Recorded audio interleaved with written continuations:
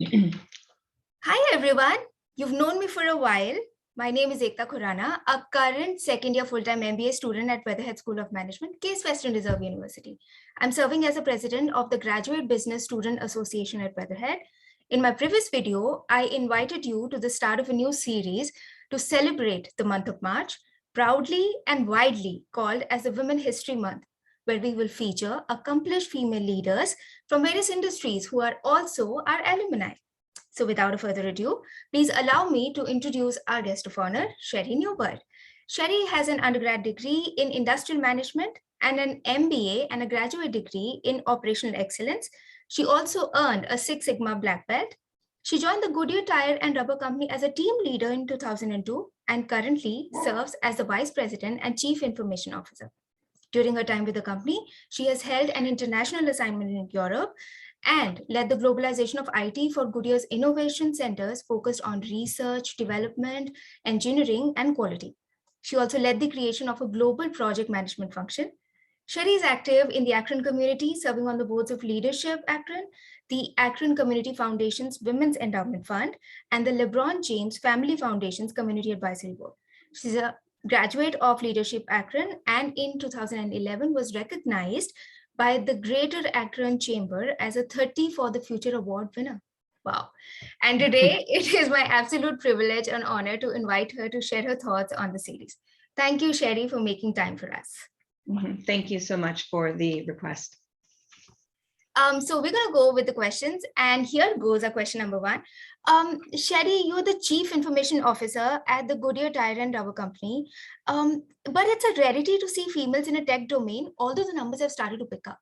So what are your thoughts on this topic? So I'm absolutely passionate about diversity in technology. And through that passion, what I've learned, and I've developed a bit of a mantra, and that mantra is to change the pie, we must change the pipeline. And what I mean by that is that we need to change the number of girls, young girls who are going into STEM fields, not just technology, medicine as well.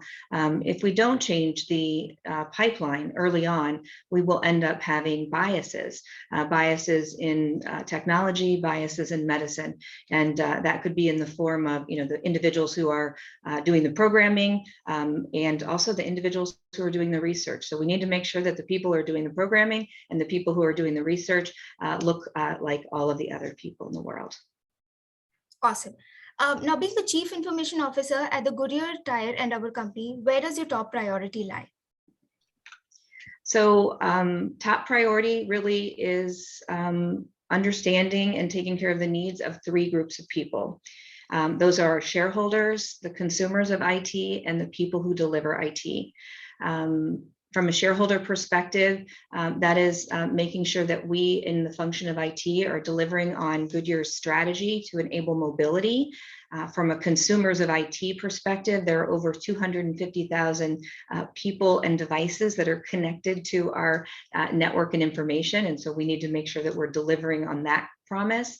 And then there are 3,000 people who deliver the function of IT. And so my responsibility is to understand what their needs are and to take care of them. Awesome. Now, you know that the times have changed so much. How would you define the role of a global leader? This is an awesome question. I loved it. I reflected on it quite a bit. And 2 words, human first. When I looked at my IT strategy, it's full of terms like machine first, cloud first, mobile first. But as leaders, now more than ever, we need to remember never to lose our human first mindset. We are humans first. We need to find a way to capitalize on our human first capabilities and bring those into our business strategies. Right. Absolutely perfect. That answer was. Now, my next question is, what do you think are the key skills that a female must possess to lead at the top? Yeah, and these skills, I think, are universal across the genders. For me, the skills that are important to me are integrity, authenticity, curiosity, humility, and articulation. And if I think about the one that probably affects minorities, females, or any minority population, it's authenticity. So often, we are asked or we feel compelled to conform to the others. And that lack of authenticity puts us in a difficult position. And when we are our true selves, we are our best selves. And so as women or any diverse population, being authentic, I think, is the number one skill to have. Awesome. Now tell me some of the things that you learned during your period at Weatherhead and you're still practicing them. I am still practicing. So my two most favorite things, number one is appreciative inquiry. Very early on, I used appreciative inquiry in my case study, and that launched me into my next role, which was leaving Akron, Ohio, and moving to Luxembourg to actually execute on that project, which was a global collaboration and mobility project.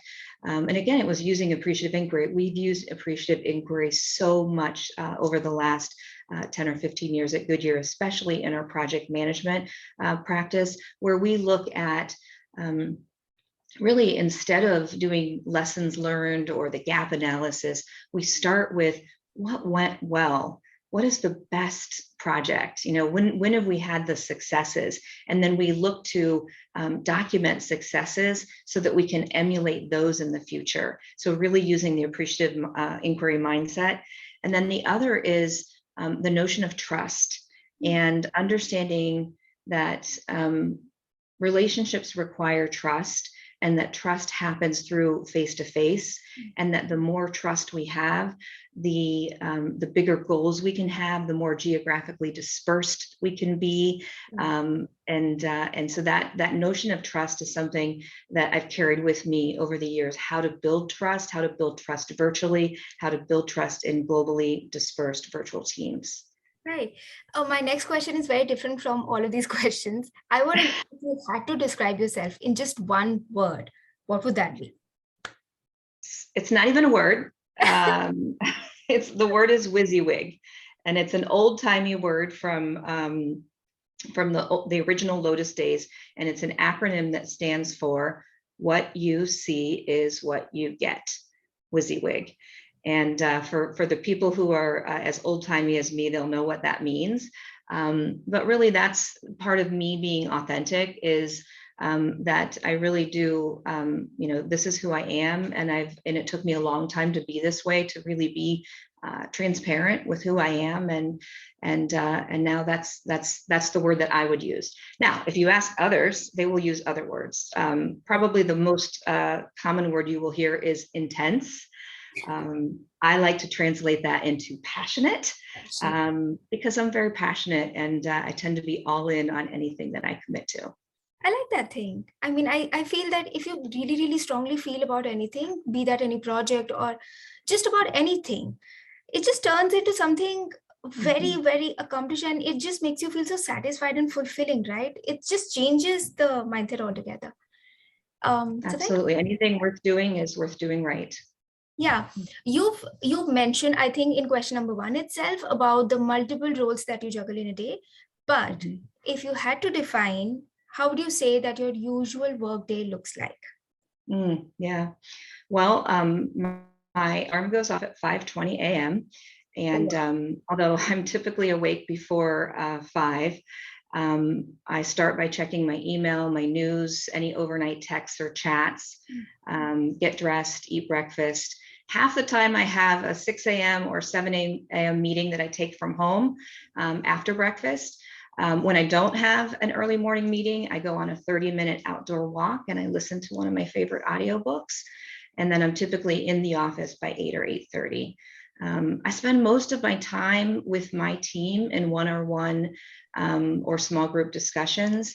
And then once a week, we have a 4-hour meeting that starts with a personal and professional check-in. And it concludes with me providing a business update to the team. Our weekly leadership meeting includes a discussion of our HR and people matters, like promotions and organization changes or development program needs. We then spend time on IT strategy, IT architecture, and reviewing our progress against our project commitments to the business, as well as our overarching progress against our yearly SMART goals.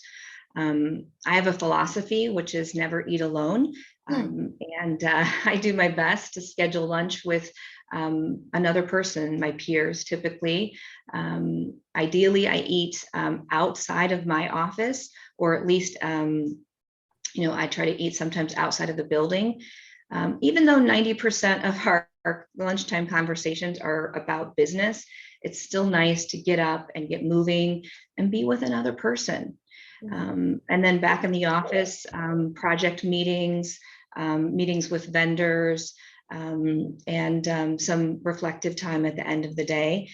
Because our role is global, there are typically meetings in the evening as well. So getting home, if I haven't exercised in the morning, I like to do that at night. And then there's typically an evening meeting with potentially our Asia team. Right. So I'm going to say that it's a lot, like you mentioned, the plate's so full, and it was expected, right? But I want to know, of all of these roles that you mentioned, starting the early morning and throughout the day, which one would you say is your interesting most, that lifts your spirits like anything and you really look forward to it? But, and the other you also have to share, which is the one where you feel, oh, I really want if somebody else can take care of it for me. Yes, absolutely. Well, the one that lifts my spirits the most is any time that I am in a development situation where I'm coaching another person, where I get to, for years. So for 20 plus years, I was in mentoring. And what I mean by that is I was sharing my expertise and giving advice. And recently I've been studying to be a gestaltist and to be a coach. And so now I'm learning how to teach people how to use their own resources to make decisions and to move forward. And so anytime I'm able to work with somebody one-on-one to help them develop, that's where my energy is, the best. And the challenge, I would say, cyber is probably the number one challenge. Knowing that there are, people out there and entities out there who have an interest in, accessing Goodyear's data and network, and all the work that we need to do to protect ourselves and to protect our associates and our data and network against those bad actors. So, if that was something that could go away, I would just be delighted. And if I could spend more time coaching and developing my team and seeing them live up to their full potential, that would be my just total joy. Right. We've spoken about a lot of tangents on this interview, but I want to ask, we see the numbers rising with women, especially in the leadership roles. And there are certain traits which get really easy with men, but where females have to really make an effort. So which, in your opinion, would you say that these would be some of the areas or the key skills that women still need to invest more? And this was an awesome question. I love this question as well.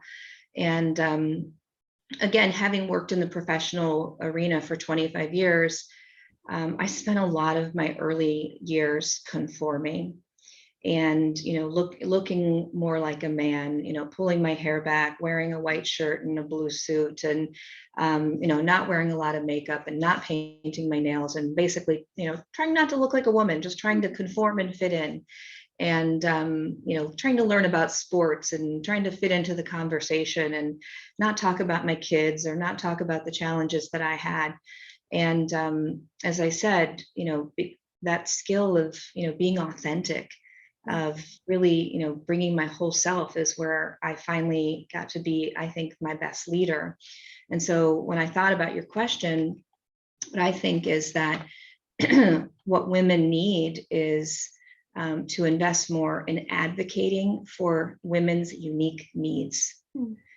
And what I mean by that is we need to recognize that women do have unique needs. Women we are mothers. Yeah. We are the ones who are the mothers, right? And so, advocacy for motherhood and elder care friendly workplaces. Yeah. You know, if the pandemic has told us anything, it has shed light and literally opened the doors into the homes of our associates. We see how they balance their workload, their household, their motherhood responsibilities while at home. And so, you know, providing increased flexibility and co-working spaces that are conducive to the whole person, in this case, you know, whatever someone's gender specific needs are, I think that's an opportunity for women to stand up and advocate for their gender specific needs. Absolutely. And this takes me back to one of the lessons that I learned from Professor Diana Willimoria. And she was teaching us leadership, but at the same time, she said, when you're getting onto a space and at the podium level where you are a strong leader, the power lies in uplifting everyone around. You have a whole bunch of females around you, empower each other because that strengthens you. So this is just in line with what you just said. Know and regard and spread the word about female and be very authentic in that word. Right, absolutely. So now, Sherry, you've spent a good amount of time with every organization that you worked with, but you know that students keep on changing the tracks very, very quickly. So what are your thoughts around being a seasoned leader, or pick your best option for the job opportunities? Also an amazing question, so well done. So here's my takeaway. It's fine to ride the wave, but just be careful that when it's all over, that you don't get caught in the middle of the ocean without knowing how to swim. Oh my God, Sherry. This was so awesome. Right. So, I mean, yeah, this is an exciting time, and I wouldn't want to hold anyone back from getting, you know, 30% salary increases and getting to move, you know, across the country or work for a large firm and staying in their home country. You know, so it is an amazing time, and taking advantage of those opportunities, even to my own children, I would encourage them to do that. And there's learning to be had in every situation. And so I would also say, ensure that the learning is taking place, and that we're, you know, each time there is a work experience, that there's a proper digestion of that experience and that the learning is taken on board. Those were such great words, Sherry. The next question that I want to know is that in terms of the company values, which one would you be considered to be the essential most? Yeah, I mean, we have so many. I mean, we have these, and I'll just pull this off the wall here. So we have our strategy roadmap, and you know, on this strategy roadmap, we have how we'll work, and the 5 that we have here are: act with integrity, energize the team, promote collaboration, be agile, and deliver results. And the one that is act with integrity says build trust, earn confidence of others through honesty and respect, and protect our good name. And this one has always resonated with me because it's about the character of the person and the character of our company. And if a company, you know, our brand had, if our company and our brand had a character, it would be that that integrity. I mean, we recognize that our product is the only thing between you know, the vehicle and the road. And so from a safety perspective, it's so important you know, that we have trust and confidence in our product. And so that's the one that resonates the most with me, both at Goodyear and while I'm at home. So acting with integrity and protecting our good name. Perfect. Now, Sherry, the corner office keeps you time pressed on priorities, as we know, and you've mentioned so many amazing roles that you do in just a single day. How do you manage to stay connected with employees? I know you mentioned about the lunches, but more on the employee front. Yeah. So so like I said, I probably spend about, I was looking at my calendar, I probably spend about 60% of my time with my team. And that's really with my direct reports. So that means whether it's in one-on-ones or, meetings that we are in together, and maybe my team of peers in the finance leadership team as well. So that's probably where I spend slightly more than half of my time. We also have a monthly town hall meeting. So prior to the pandemic, I had a quarterly town hall meeting. We have about 1,000 people in IT, and we had a quarterly town hall meeting. This was a global town hall meeting, and during the pandemic, we went to weekly. And so for 26 consecutive weeks, we had a weekly town hall because our associates wanted to hear what was going on. We needed to stay connected when we were, dispersed and working remotely. And so we went to weekly, and that was a way of staying connected. We were it was a very interactive session with live Q&A. Now we do that same session, but we do it monthly. So I don't think we'll ever go back to quarterly. I follow, I spend a fair amount of time on LinkedIn. I see what I see publicly what people are posting. We have Yammer, which is our internal social media. So I take a look at that. I'm really interested in seeing what Goodyear associates are posting publicly. And so I look at the articles that they post and, who they're giving kudos to. And when they get a new badge or recognition, and that they're proud of, I, give them a like on that as well. I think that's very interesting. Isn't that what we want? I mean, the senior leaders also looking and being a part of the whole journey, being happy around with what the accomplishments are. I think that makes all the more difference. So, and I really, really like your idea of having weekly town halls. I know it can be really hectic. And you did mention about the live Q&A. I think that's commendable. That's really, really commendable, Jerry. Thank you. Moving on, you have bounds of experience, so many years you've worked, but if you had to give your younger self a piece of advice now, what would that be? Spend more time with your grandparents. Yeah. So I'm a grandmother now, and I have these beautiful grandchildren, so I have these like lovely people in my life, and my children were fortunate enough to have amazing grandparents as well. And I did as well. And I think, I was so fortunate. One grandmother lived to 91, another to 85. And yet I don't think I appreciated the time that I had with them. And I want that now. I want to hear their stories. I want to hold their hands, and just be with them. There's so much there. So that's the advice I would give my younger self is to go spend time with my grandparents. Right. Back at the work front, Sherry, now, the corner office can get overwhelming sometimes with so many responsibilities and so many priorities. How do you calm yourself and yet retain the focus? Yeah. As I shared about 3 years ago, I'm a learner. And so, in my office, I have my strength finder. Number one strength is a learner. And, that I love developing people, including myself. And so about 3 years ago, I set out to become a Gestaltist and to study Gestalt. And so I've been, working to embody those principles in my life, and including focusing on the here and now and what matters right now in this moment. And so when all of the world, becomes what it is, it's taking some deep breaths and being with myself, and putting things into perspective. Like I said, awesome again. So we've come toward the end of this segment. I want to know if you have to give one piece of advice to the young aspirants who are grooming themselves right now, studying and aiming for stars. What would that be? So my advice comes from one of my favorite singers, and that is singer-songwriters, and that is Tracy Chapman.